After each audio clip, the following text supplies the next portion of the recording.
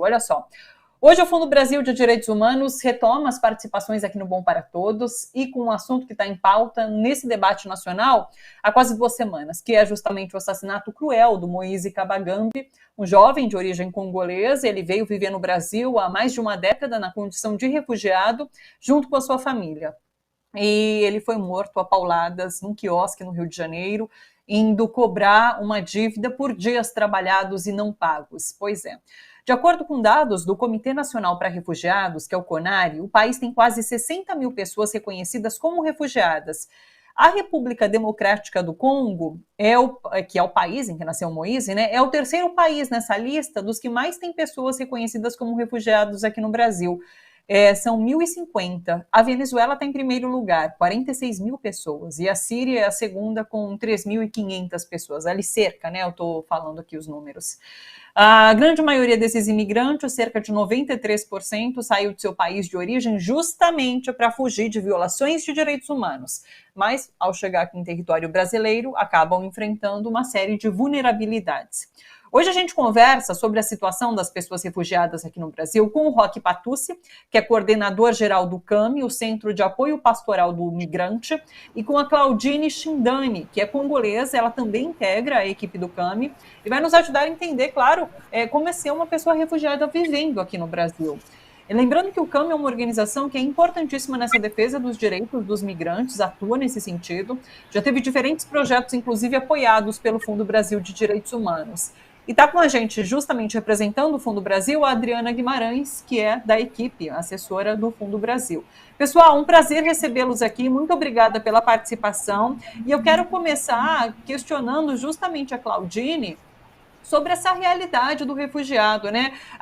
Eu queria que você falasse, inclusive, um pouquinho sobre o que vive a República Democrática do Congo nesse momento. A gente sabe que é o terceiro maior país africano em extensão territorial, enfrenta diversos conflitos internos nesses últimos 20 anos, e realmente são muitos os refugiados que fogem do país por conta da violência que existe lá, e daí se depara com uma situação também bastante complexa aqui no Brasil. Começa contando para a gente um pouquinho sobre essa realidade, Claudine, por favor. Boa tarde.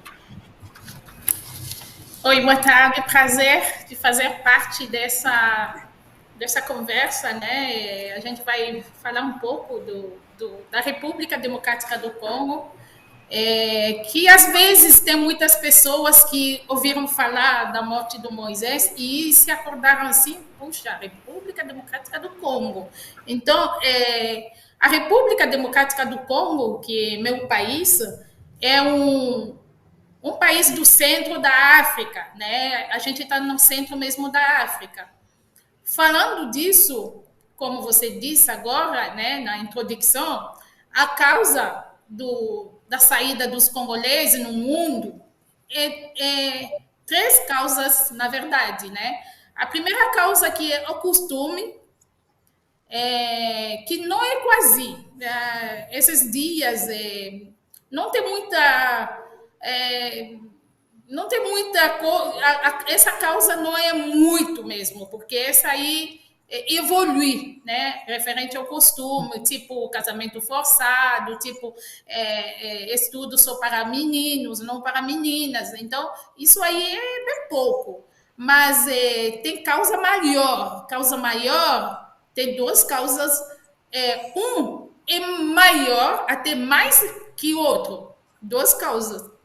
As rivalidades étnicas e brigas por recursos humanos, né? Nessa aí tem, por exemplo, o massacre do Yumbi, que aconteceu em fevereiro de 2019, que causou muitas mortes, mais de 500 mortos, e mais de 2.000 pessoas que saíram do lugar para procurar refúgio, tanto dentro do país interno, tanto fora do país. Mais de 1.500 casas queimadas. Então, isso é aquele conflito étnico. Mesma coisa falando do Moisés, na região deles, no país, eu não sou da região do Moisés, mas conheço a região que tem sempre aquele conflito do Ema e Lendo. Então, essas 2 etnias têm sempre conflitos e isso causa a morte sempre.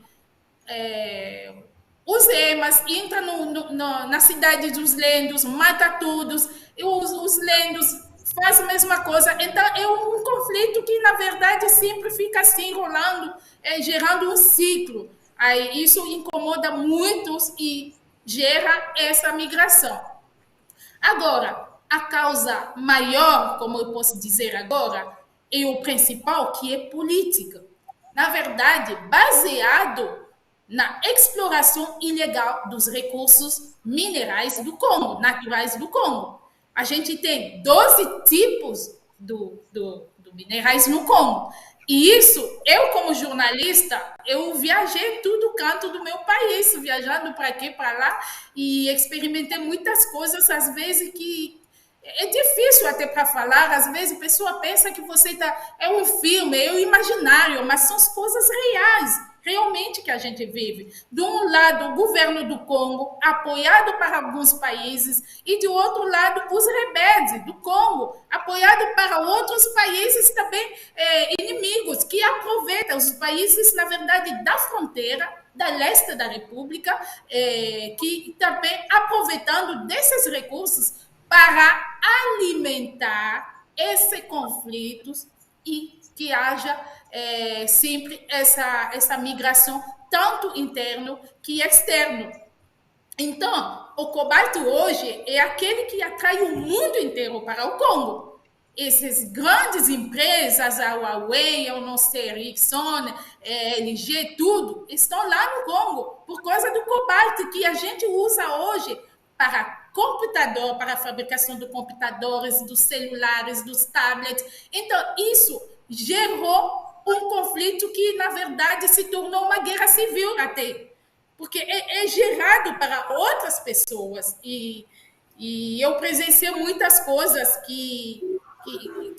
nossa, que não dá nem para falar. A gente, como jornalista, teria que denunciar algumas coisas, mas a gente acaba denunciando e é alvo do governo também, que às vezes não concorda com a gente e isso cria uma insegurança para a gente sair. Eu presenciei uma criança de 12 anos, né, que ganhou um neném depois de estupro de mais de 30 pessoas e realmente acabou sendo assim, mãe muito jovem e não queria amamentar essa criança por essa lembrança muito difícil. Então, é uma coisa que realmente, mesmo a gente está falando, às vezes a pessoa pensa, mas essa pessoa realmente está falando de coisas certas, mas é real, é aquele que a gente está vivendo, por isso que você vai ver mais de 5 milhões dos congoleses estão fora. A gente já perdeu 12 milhões dos congoleses. É uma guerra que nem se fala no mundo, mas é uma guerra real que está matando hoje em dia, estupro das crianças, estupro das mulheres. Gente, é muito difícil e a gente vive essa trauma que leva os congoleses, gerou uma crise muito forte. Alice, é um plano de saúde. A gente sai para outro canto, procurando onde começar uma vida nova, né? Nesse sentido. E isso, eu acho que aqui no Brasil a gente é mais de mil congoleses já, mais de 1.000 congoleses aqui no Brasil. Isso aí, 1.000 congoleses reconhecidos. Por isso que eu estou falando mais. Mas por quê? Porque aqui tem congolês reconhecido pela CONAR, reconhecido pela CONUR, é outro assunto. Eu conheço congolês aqui, em São Paulo, onde eu moro, 4 anos, 5 anos, até faleceu o José, eu tenho o exemplo de José, ele não foi reconhecido, então quando eu estou falando de mais de 1.000, ele não foi contado, não está contado nesse 1.000. Significa que tem mais congoleses que moram aqui, não foi reconhecido ainda tentando ser reconhecido como refugiado, porque isso aí é reconhecimento para o CONAR, o comitê. Claudine, Eu acho importantíssimo esse depoimento que você traz para a gente, para humanizar de fato o que é, quando a gente fala Guerra do Congo. A gente agora, a partir do seu depoimento, entende de fato qual é a realidade vivida ali no país.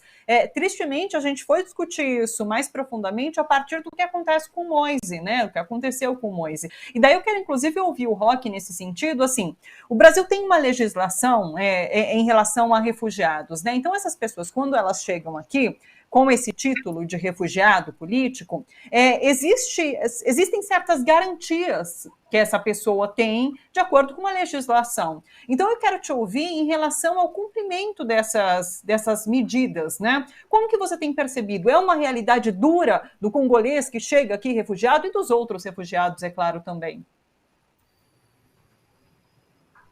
Eu estou sem seu áudio, Roque, acho que você deve ter mutado. Muito bem, acho que agora chegamos. Muito bem, Thalita, primeiro, nosso agradecimento, né, por esse espaço. A gente sabe que o tema migração e refúgio é bastante invisível ainda no Brasil, e você dando essa oportunidade, a gente consegue alcançar muitas pessoas para entender um pouco esse tema. Então, obrigado a você no espaço Bom para Todos, né?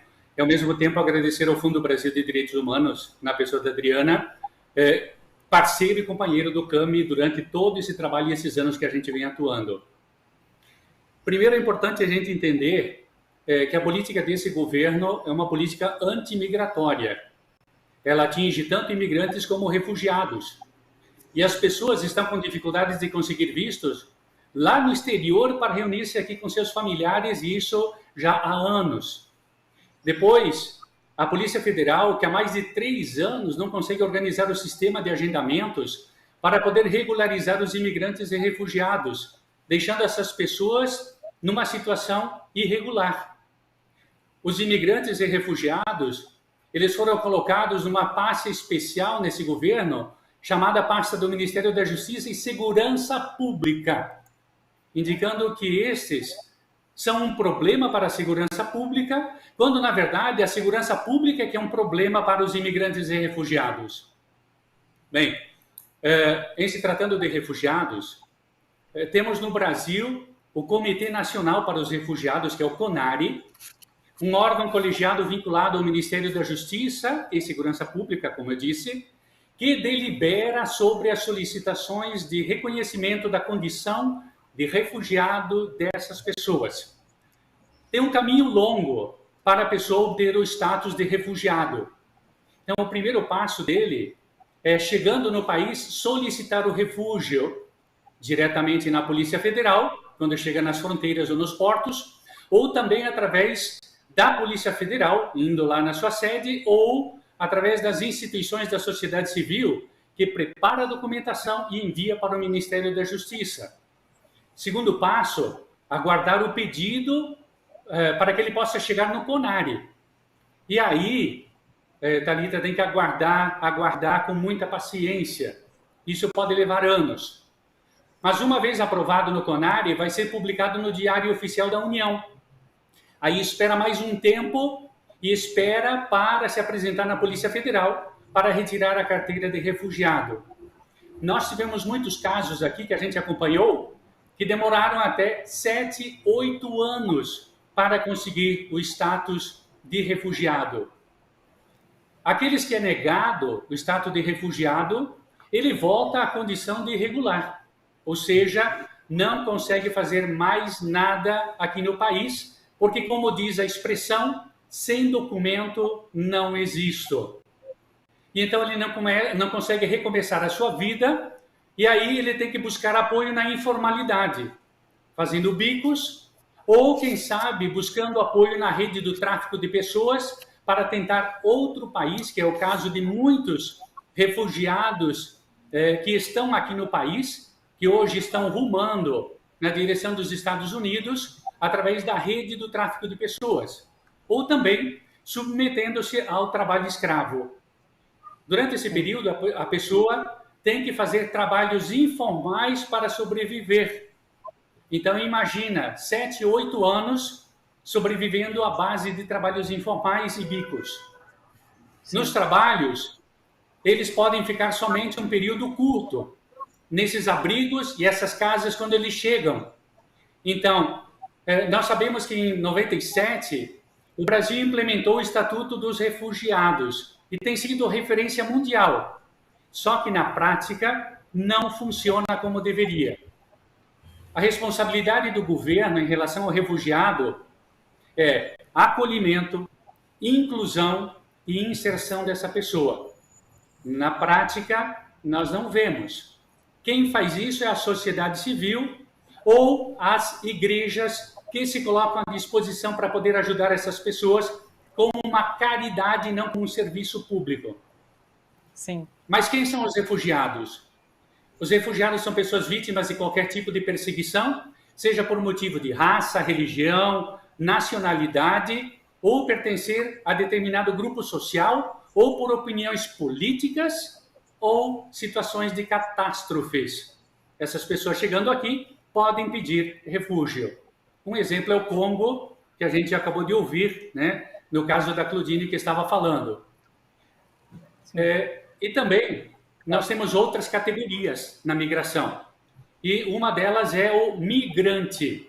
Migrante é aquele que se desloca dentro do nosso país, dentro do Brasil. Então nós temos, por exemplo, eu sou gaúcho, moro em São Paulo. Nós temos nordestinos no Rio. Então esse é o migrante que a gente chama migrante nacional. Depois nós temos os imigrantes, são os que vêm de outros países.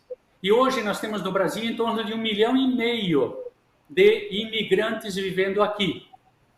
Imigrante é o brasileiro que sai e vai para os outros países aí do mundo. E aí nós temos muita gente se direcionando para Estados Unidos, para a Europa e para o Japão.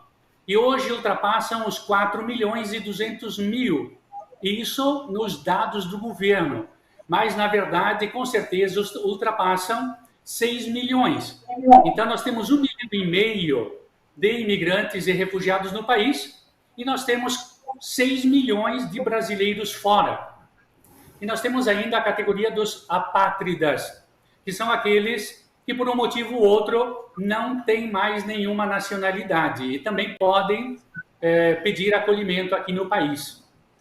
Estou explicando para todos que antigamente se usava a palavra estrangeiro através do estatuto que regia a lei dos imigrantes aqui no país. Não usamos mais esse nome, pois é um termo que deprecia a pessoa do imigrante. Chamamos de imigrante ou refugiado.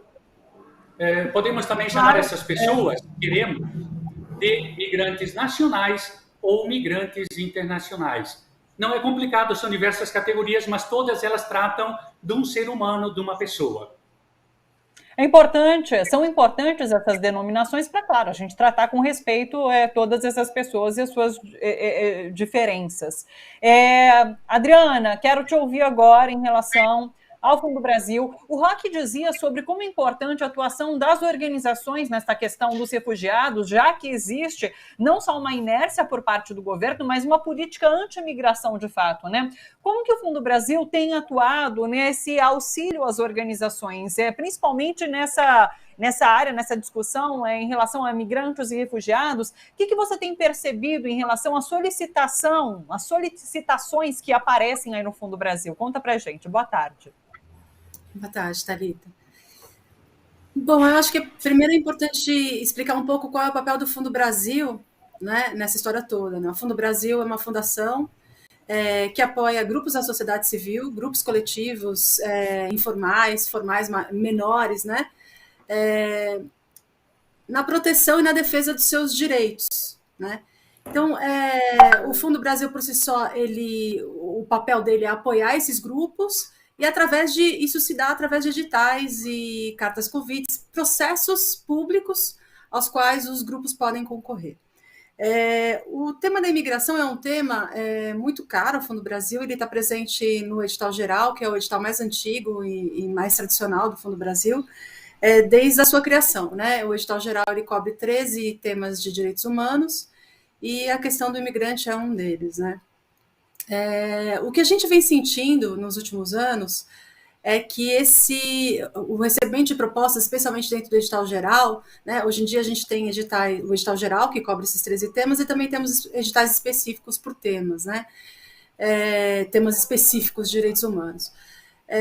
o número de propostas eles vem crescendo e isso se reflete no número de apoios também, né? O Fundo Brasil apoia esses grupos através de um processo público, como eu falei, onde os grupos mandam suas propostas, e essas propostas são selecionadas por um comitê de especialistas, um comitê externo, né, ao Fundo Brasil.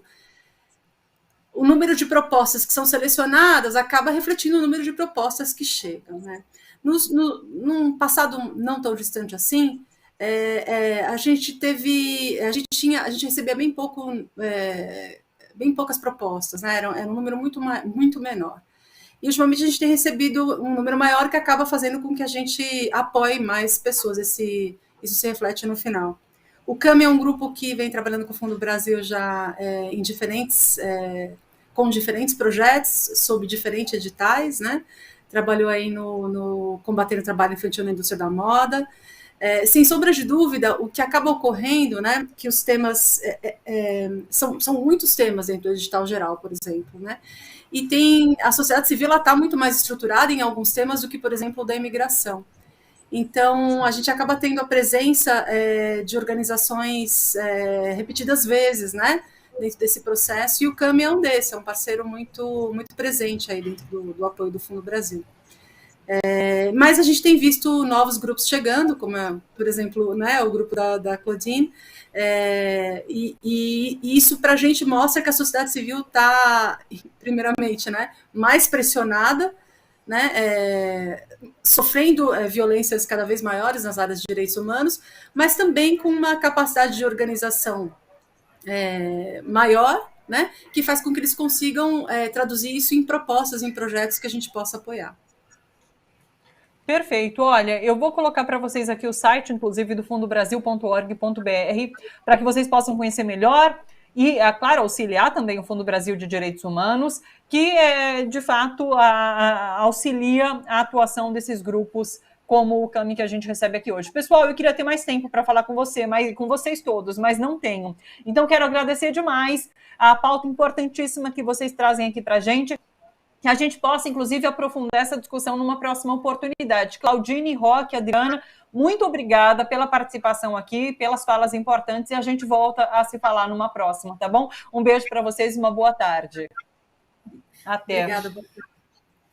Obrigada, pessoal. Essa foi a participação do Fundo Brasil de Direitos Humanos, que, só lembrando, o Fundo Brasil participa quinzenalmente aqui com a gente no Bom para Todos, trazendo sempre debates importantíssimos e que, às vezes, fogem assim um pouquinho da pauta do dia a dia, né, do factual do dia a dia, mas que são discussões importantes que a gente precisa ter para evoluir enquanto sociedade. Então, a gente fica sempre muito agradecidos pela participação do Fundo Brasil de Direitos Humanos aqui.